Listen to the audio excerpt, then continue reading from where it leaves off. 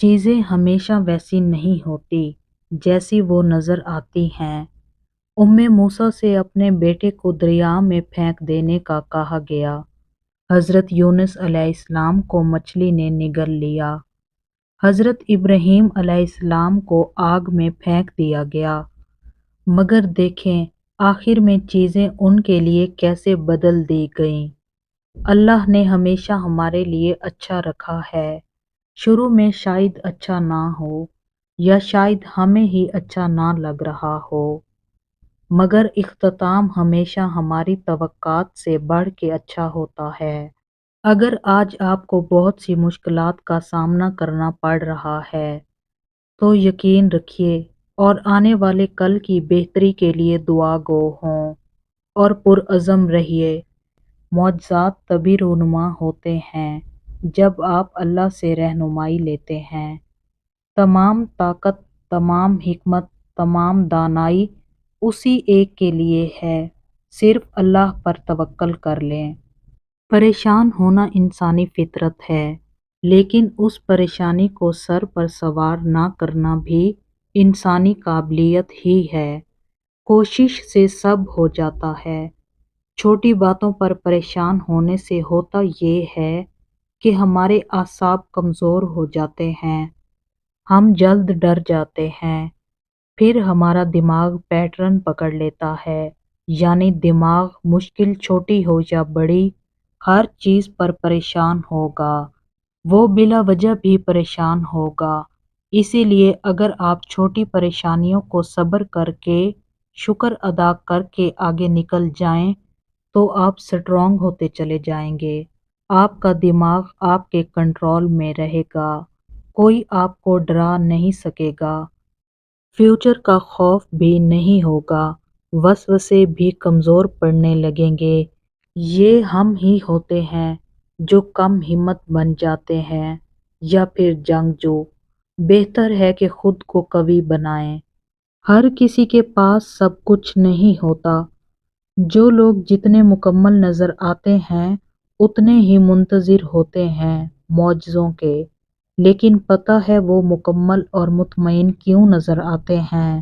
کیونکہ انہوں نے اللہ سے اپنے تعلق چٹانوں کی طرح مضبوط رکھے ہوتے ہیں۔ انہیں یقین ہوتا ہے وہ دعاؤں میں رونے والے ہوتے ہیں۔ لوگ کیا کہتے ہیں اس سے انہیں کوئی فرق نہیں پڑتا۔ بعض اوقات تم کو اللہ وہ نہیں دیتا جو تم مانگتے ہو، بلکہ اس سے بہترین دیتا ہے۔ مگر وہ اللہ ہے، وہ بدتر کو بہترین بنانے پر قادر نہیں کیا؟ تم دعا کرو وہ چیز تمہارے حق میں بہترین بنا کر بھیج دے۔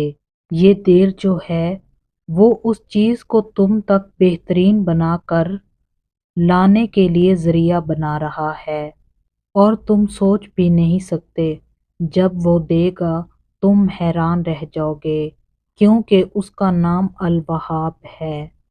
سورۃ بقرہ کی آیت نمبر 45 میں اللہ تعالیٰ فرماتا ہے، اور صبر اور نماز سے مدد حاصل کرو۔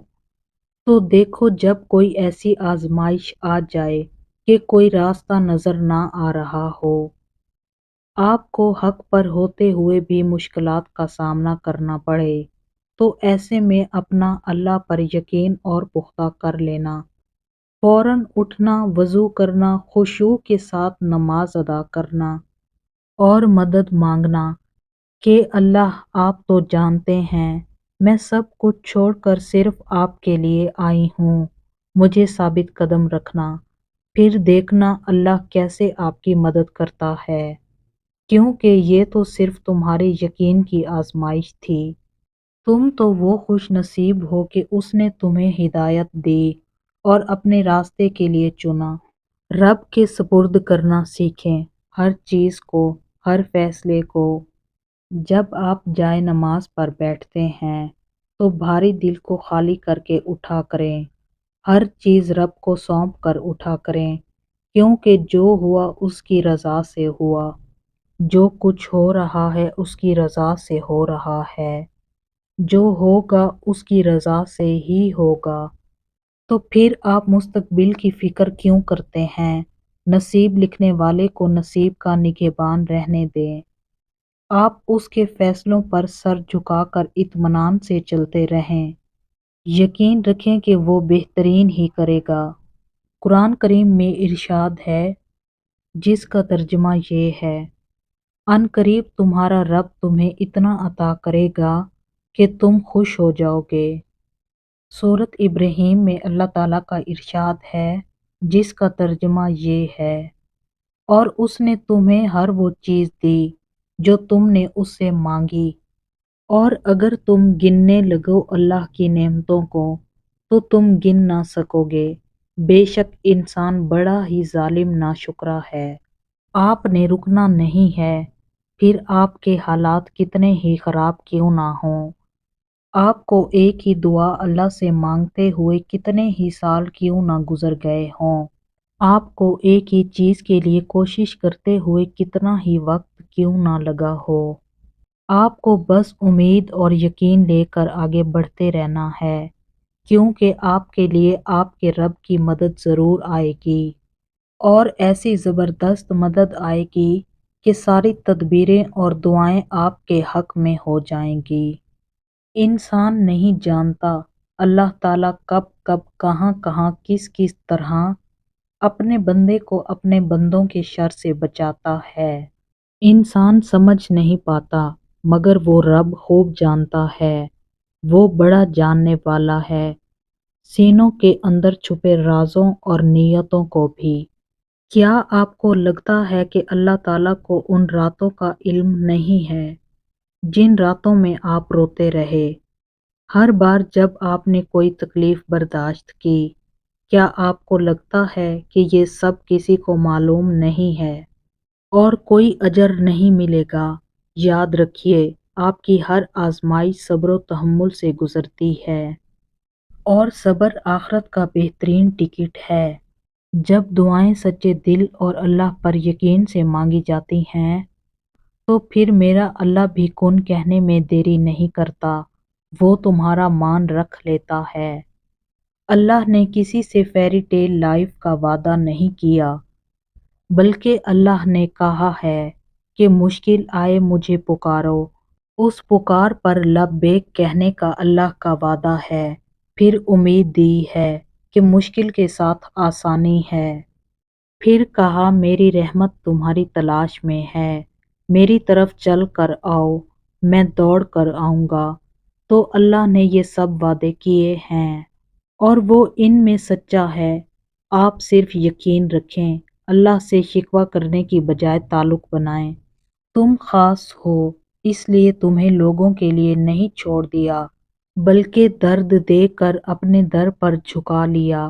وہ جانتا ہے تمہاری ہر تکلیف کو، ہر غم کو۔ وہ واقف ہے تمہاری بے بسی سے، تمہارا لوگوں کے رویوں سے تھکنا، رونا، وہ سب جانتا ہے۔ سنو تم خاص ہو کہ تمہارا رب تمہارے بہت قریب ہے۔ سنو جو رب کے سامنے روتا ہے وہ بہت خاص ہوتا ہے، اور تم بہت خاص ہو کہ صرف اپنے رب کے لیے ہو۔ ناظرین محترم، تہجد کی دعائیں قبول ضرور ہوتی ہیں، اللہ پر یقین اور بھروسہ ہونا چاہیے۔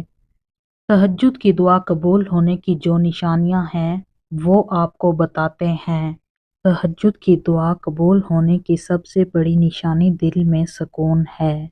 تہجد کے دوران جب آپ کا دل سکون کا گہرا احساس محسوس کرتا ہے تو یہ اس بات کی علامت ہے کہ آپ کی دعا قبول ہو سکتی ہے۔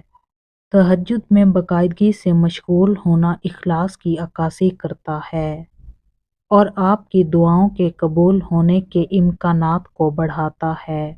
آپ کا رات کی نماز میں آنسو بہانا عاجزی اور اخلاص کی علامت ہے، آپ کی دعا کی قبولیت کو بڑھاتا ہے۔ ایک مضبوط یقین محسوس کرنا کہ آپ کی دعا کا جواب دیا جائے گا ایک مثبت اشارہ ہے۔ بعض اوقات مثبت نتائج کے خواب دیکھنا اس بات کی طرف اشارہ کر سکتا ہے کہ آپ کی تہجد کی نماز قبول ہو رہی ہے۔ اپنی زندگی میں برکتوں اور مثبت چیزوں میں اضافے کا مشاہدہ تہجد کی قبول شدہ دعا کا مظہر ہو سکتا ہے۔ آپ کے کردار اور طرز عمل میں مثبت تبدیلیاں آپ کی رات کی مخلصانہ دعاؤں کا نتیجہ ہو سکتی ہیں۔ اپنی ضروریات اور خواہشات کی تکمیل کا تجربہ تہجد کی قبولیت کی علامت ہو سکتی ہے۔ اللہ کے بارے میں شعور اور آگاہی کا بلند احساس آپ کی دعاؤں کی قبولیت کا اشارہ دے سکتا ہے۔ تہجد کے بعد اندرونی سکون اور اطمینان کا تجربہ اس بات کی علامت ہو سکتا ہے کہ آپ کی دعا قبول ہونے کے راستے پر ہے۔